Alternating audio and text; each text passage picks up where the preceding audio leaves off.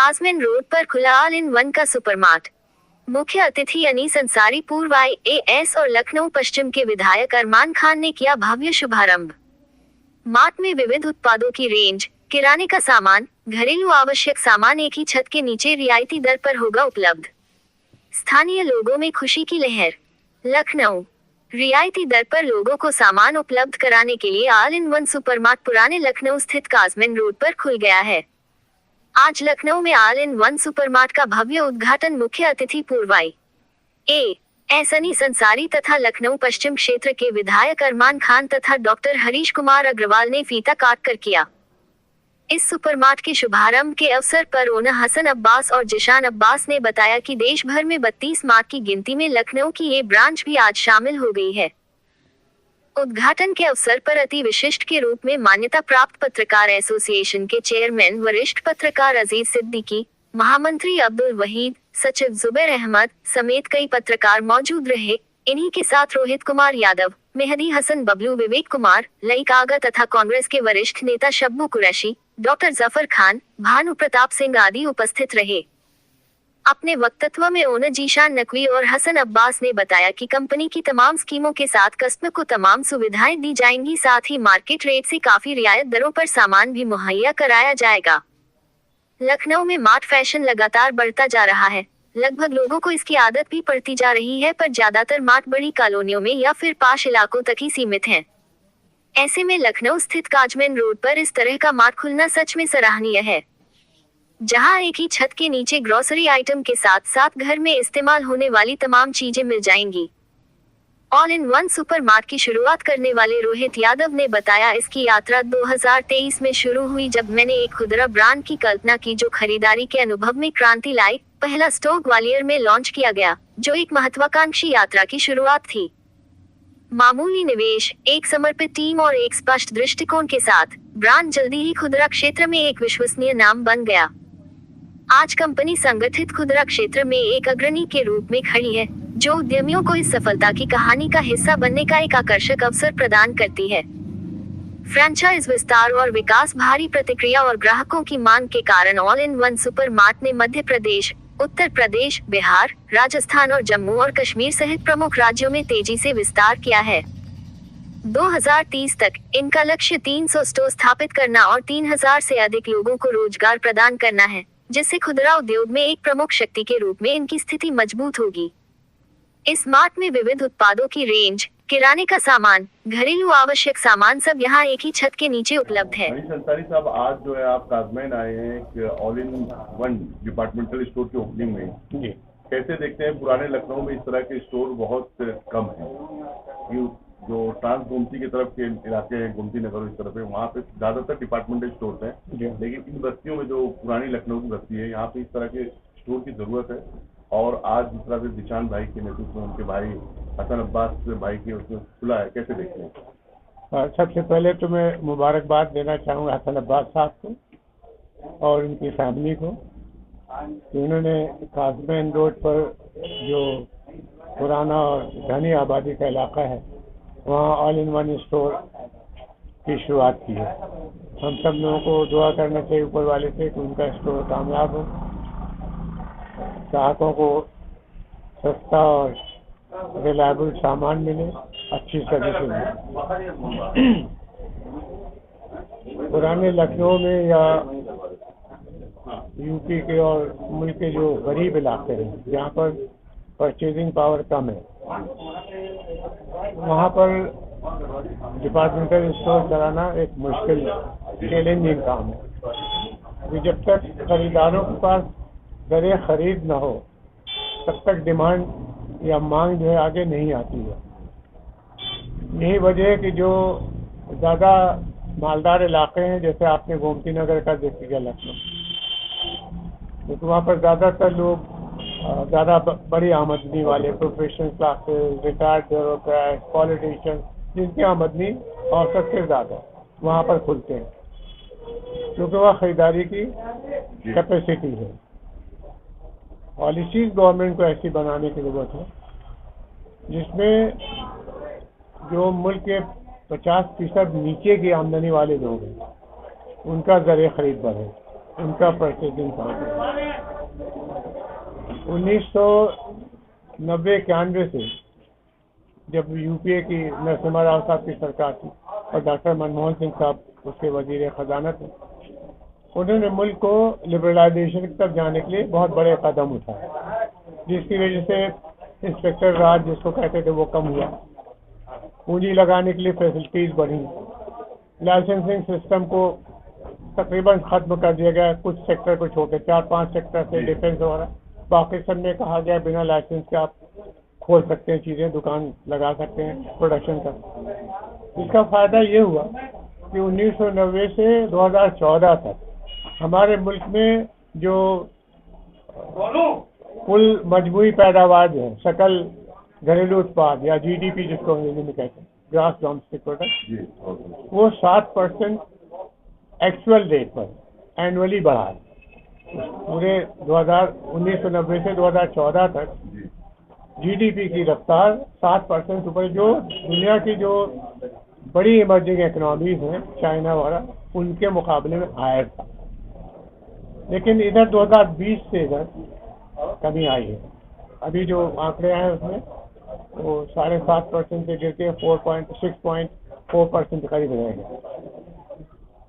ये एक इंडिकेटर है कि इकोनॉमी थोड़ी सी कमज़ोर हो रही है। लेकिन इससे भी बड़ा सवाल ये है कि खाली रेट ऑफ ग्रोथ से गरीबों की आमदनी का अंदाज़ा लगाना मुश्किल है। पर कैपिटा इनकम में जाना चाहिए। पर कैपिटा इनकम हमारे यहाँ इस वक्त $2400 पर ईयर के हिसाब से। जिन मुल्कों ने 1990-91 में हमारे साथ सफ़र किया था, चाइना, वियतनाम और उससे पहले 1950 से Japan, Bangladesh, south Korea, Hong Kong, ये मलेशिया, ये सारे मुल्क ऐसे थे जो $300-350 पर शख्स के रफ्तार पे उनकी इकनॉमी चल रही थी 1950 से जापान में, और उसके बाद 1980 तक आते थे चाइना ने, और 7-8 मुल्क जो 7 एशियन टाइगर्स कहलाते हैं, क्योंकि उनकी तरक्की की रफ्तार बहुत ज़्यादा एशिया में थी, तो 7 एशियन टाइगर। इसमें बाद में बांग्लादेश, इंडोनेशिया, मलेशिया भी जुड़ा। इन सब मुल्कों में पर कैपिटा इनकम यानी फी गज आमदनी जो है वो 1990 के आसपास बिल्कुल हिंदुस्तान के आसपास थे, $300-350 पर हेड पर कैपिटा। लेकिन आज अगर आप मुकाबला करें तो चाइना की $8000 है, हमारी $2400 है, वियतनाम की जो है $6000 है, इवन बांग्लादेश जो बिल्कुल छोटा सा मुल्क हमारे मुकाबले में हमें से कट के बना है, उसकी आमदनी हमसे ज़्यादा। तो एक तो इस पर गौर करना चाहिए कि पर कैपिटा आमदनी बढ़े, मगर इससे भी ज़्यादा अहम ये है कि 50% नीचे की आमदनी वाले जो लोग हैं उनको कैसे आमदनी बढ़ाई जाए, क्योंकि उनकी मेजॉरिटी है। अगर आप खाली 5%, 10% बड़े लोगों की आमदनी बढ़ाएंगे तो कितनी चीज़ें खाएंगे, कितना खाना खा सकते हैं, कितने कपड़े पहन सकते हैं, कितने जूते खरीद सकते हैं, तो वो डिमांड को सुकेरता है। जब आप गरीबों को पैसा देंगे तो ये लोग सबसे पहले तो अनाज और गल्ले पे जाते हैं, बच्चों की पढ़ाई पे जाते हैं, बच्चों की हेल्थ पे जाते हैं। ये जो पॉलिसीज़ हैं इन मुल्कों की, उनको हमें अपनाना चाहिए, और उसके लिए यूपी खासतौर से, यूपी खाली नहीं मगर यूपी खासतौर से बहुत सूटेड है। यूपी में 23 से लेकर 30 ज़िले ऐसे हैं जहाँ बुनाई और हैंडकर्फ, उसका दस्तकारी की बहुत बड़ी पुरानी रवायत है, 200 साल 400 साल से चली आ रही। बनारस में साड़ियाँ, आप गाजियाबाद में चले जाइए दरियाँ, सीतापुर में दरियाँ, तो तमाम किस्म की चीज़ें, फिरोजाबाद शीशे का काम, मुरादाबाद पीतल का काम, झांसी में जाइए जूते चप्पलें अच्छी सी बनाते। तो ये जो ट्रेडिशंस हैं दस्तकारी की, इनको सेंटर बनाना चाहिए, और इसमें 3 चीज़ें करना चाहिए। जापान ने यही किया था, एक्सपोर्टेबल आइटम आइडेंटिफाई किए कि कौन सी चीज़ें जो इंडिया के बाहर, जो जापान के बाहर जा सकती। हम लोगों को मालूम करना चाहिए कौन सी चीज़ें जो इन दिनों में 30 में बन रही हैं यूपी में, ये कहाँ कहाँ भेजी जा सकती, और उनके सेंटर्स में एक तो तालीम का इंतजाम करें। जब पढ़ी लिखी वर्कफोर्स होती है तो प्रोडक्टिविटी बढ़ जाती है और डाउन टाइम कम हो जाता है। इसी तरह हेल्थ का अच्छा सिस्टम होता है। जापान ने इन सारे सेंटर से जहाँ पर ये काम किया एक्सपोर्ट का, उनमें first class medical facility, first class educational facility दी, ताकि वहाँ के लोग उनको प्राइवेट स्कूलों में और प्राइवेट अस्पतालों में न जाना पड़े। हमारे यहाँ हालत ये है कि 68% आउट ऑफ पॉकेट अलाउंस जो है खर्च करना पड़ता है गरीबों को जब बीमार हो जाते, 68% इन्हें अपनी जेब से खर्च करना पड़ता है। इस चीज़ को बदलने तो हमारी पॉलिसी जो है, अगर आखिर में एक सेंटेंस में कहें तो प्रो रिच के बजाय प्रो लोअर मिडिल क्लास और प्रो गरीब कर दें तो हमारा अनुभव बहुत तेजी से सर, जैसे आपने कहा कि पर कैपिटा इनकम एनुअल जो है 2400 है, $2400 22,000 रुपया जो है डॉलर के हिसाब से देखा जाए तो होगी $2400 $2400 तो मतलब सालाना डॉलर। हाँ, तो रुपये में जो है 24,000 के आसपास होगी, जी। ठीक है, 22-24,000। ऐसे में इन 2,000 रुपया प्रति माह का जो हमारा पर कैपिटा इनकम है लोगों का, ऐसे में क्या लगता है कि ये लोग जो है इस तरह के स्टोर जो आज ओपनिंग में आप आए हैं, इन लोगों को कुछ योगदान कर पाएंगे कि बाहर से लोग आएंगे इनके यहाँ पे खरीदने के लिए? देखिए, पर कैपिटा स्टोर जो है परचेजिंग पावर नहीं बढ़ा सकता ना घटा सकता, ये उसका काम ही नहीं। स्टोर का काम ये है कि गुड्स और सर्विसेज, सामान और सर्विसेज आपको मुहैया करा दे, क्वालिटी अच्छी हो, रेट मुस्तहकम हो, ये सब स्टोर कर सकता है। लेकिन खरीदार के जेब में जब पैसा होगा तभी तो आके खरीदे। मतलब अगर आप किसी गरीब आदमी को ले जाए ताजमहल होटल के सामने सड़क पे, रिक्शा वाला हो, उसके पास पैसे नहीं, तो सामान तो अवेलेबल है, ताज में बैठेगा तो 2,000 रुपये देगा तो खाना मिल जाएगा। लेकिन 2,000 रुपये अगर वो एक खाने में खर्च करेगा तो सारे महीने भूख हो रहेगा। सर, मैं आप सही कह रहे हैं, मैं सिर्फ ये कहना चाहता हूँ, स्टोर ने सब सामान रख दिया, लेकिन जब पॉकेट में पैसा ही नहीं हो तो खरीदेगा कैसे? स्टोर की सामान ये सब पेरिशेबल कमोडिटीज ज्यादा रहती है, खासकर इस तरह की स्टोरों में जो डिपार्टमेंटल स्टोर है, तो पेरिशेबल कमोडिटी को हम पैसा आएगा तब तक इंतजार करके रखना, उसकी क्वांटिटी कम करके रखना, नहीं लगता कि आपको ऐसे शॉपकीपर को ज्यादा जो है मेहनत करनी पड़ती है दूसरे इलाकों के? जो मीडियम, स्मॉल और माइक्रो एमएसएमई सेक्टर कहलाता है, medium, small, micro enterprise, MSME की पूरी एक वजारत है भारत सरकार। इनका काम है कि छोटी सनतों को आगे बढ़ाएं। लेकिन गवर्नमेंट की जो पॉलिसीज हैं भारत सरकार, वो गरीबों की तरफ मोड़ने की जरूरत है। अभी क्या होता है, पिछले 10 साल में 2014 तक तकरीबन 17.5 लाख करोड़ के बैंक के कर्जे आपने थोड़े से घरानों को माफ कर दिया। बैंकों से कर्जा लिया और दिखा दिया, अनिल अंबानी तक अपने आप को बैंक दिखा दिया तो कर्जे माफ हो गए। बाबा वो जो है जो करप्शन दूर करने के लिए स्टेज पे चढ़े थे, उनका क्या नाम है, हरिद्वार वाले रामदेव, उनको कई हजार करोड़ का 5,000 या कितना कर्जा माफ कर दिया। तो जब आप 17.5 लाख करोड़ गरीबों को माफ करेंगे तो ये रुपया 17.5 लाख है किसका, यहाँ पर गौर करिए। रिक्शे वाला जब नमक खरीदता है उस पर जीएसटी देता है, नमक खरीदने पे गरीब आदमी जीएसटी देता है। और पूरे इंडिया में जो जीएसटी की वसूलियाबी है, जीएसटी का कलेक्शन है, वो डायरेक्ट टैक्सेस से ज्यादा है। इसका मतलब क्या हुआ कि जो लोग इनकम टैक्स पे कर रहे हैं, कारपोरेट टैक्स पे कर रहे हैं, एक्साइज ड्यूटी दे रहे हैं या कस्टम ड्यूटी, 4 आइटम जो डायरेक्ट है कैपिटल, तो ये लोग जो डायरेक्ट टैक्स दे रहे हैं, इनकी तादाद, इनका टोटल मजमुआ कम है कंपेयर टू रिक्शे वाले के जीएसटी के। मैं मिसाल के तौर पर रिक्शे वाले कह रहा हूँ, नमक तो सभी लोग खरीदते हैं, यानी जो आम कंज्यूमर गुड्स हैं गरीबों की, वो भी टैक्स दे रहे हैं जीएसटी में। तो हमें क्या करना चाहिए, गवर्नमेंट को करना चाहिए कि जीएसटी का टैक्स घटाए और इनकम टैक्स खासतौर से जो कारपोरेशन टैक्स है, कारपोरेट टैक्स को घटाते जा रहे हैं हम लोग और जीएसटी का टैक्स बढ़ाते। ये पॉलिसी सारी जो है उल्टी है हमारे हिसाब से, उल्टी समझे कि गरीबों को आप ज्यादा कर रहे हैं और अमीरों पे बोझ कम कर देगा। हसन अब्बास भाई को जो स्टोर चलाएंगे उनको क्या शुभेच्छा देना चाहेंगे? उनके लिए देखिए बहुत छोटा सा रोल है।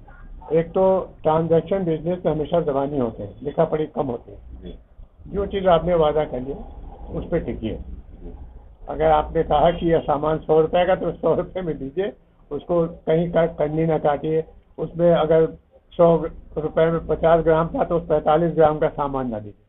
तो क्वांटिटी और प्राइस इस पे कंट्रोल रखें, सफाई सुथराई का ख्याल रखें, कोई आए तो उसको लगे कि अच्छी जगह दें, और जो उनका सेल्स पर्सन है वो अच्छा हो बात करने, मुहज़्ज़ब तरीके से बात करें। कोई चीज़ कस्टमर अगर उल्टी सीधी बात कर भी रखता है तो एक कहावत है कि customer is always right. Customer झूठ भी बोल रहा है या गलत भी बोला तो कहते हैं हाँ भैया ठीक है आप सही करें, लेकिन हमारी सूरत ऐसी है। ये 2-3 चीज़ें करेंगे तो मुझे लगता है कि इनकी दुकान चमक जाएगी इस इलाके में। शुक्रिया।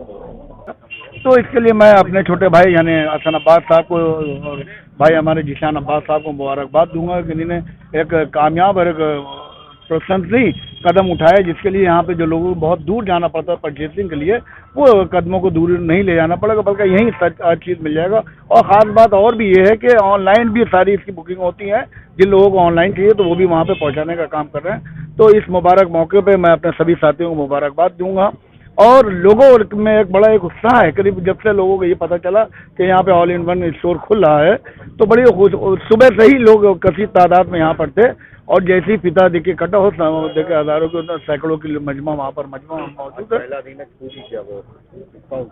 नहीं, डिस्काउंट 50% है, अप टू 50%। उसके अलावा और भी बहुत सी चीज़ें जो क्योंकि बहुत जल्दबाजी में हुआ तो 4 दिन में और भी चीज़ें, क्योंकि रमज़ान, होली, दिवाली होली आ रही है, सभी को देखते मद्देनजर देखते हुए उनके हिसाब से चीज़ें यहाँ पर उपलब्ध कराई गई, मौजूद कराई गई। और साथ साथ जिन कस्टमरों की जो रिक्वायरमेंट होगी, जो चीज़ यहाँ पर नहीं होगी, उसको भी बहुत ही कम वक्त में उसको अवेलेबल करा दिया जाएगा। इसके लिए मैं लखनऊ वासियों की तरफ से जीशान अब्बास साहब, हसन अब्बास साहब, उनकी पूरी टीम को, ऑल इन वन की पूरी टीम को बहुत बहुत मुबारकबाद देता हूँ।